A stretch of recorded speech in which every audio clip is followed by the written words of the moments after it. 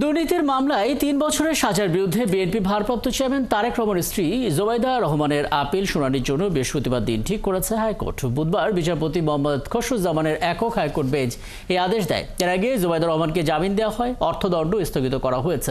2023 সালের 2 আগস্ট তারেক রহমানের 9 বছর কারাদণ্ড এবং স্ত্রী জোবাইদা রহমানের 3 বছরের কারাদণ্ড এবং অর্থদণ্ড দেওয়া হয়।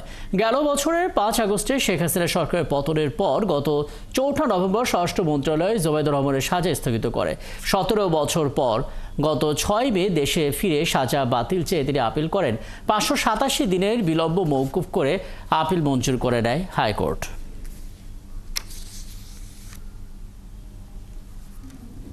মাঠের অলরাউন্ডার আমি, আর ঘরের অলরাউন্ডার টাইলক্স।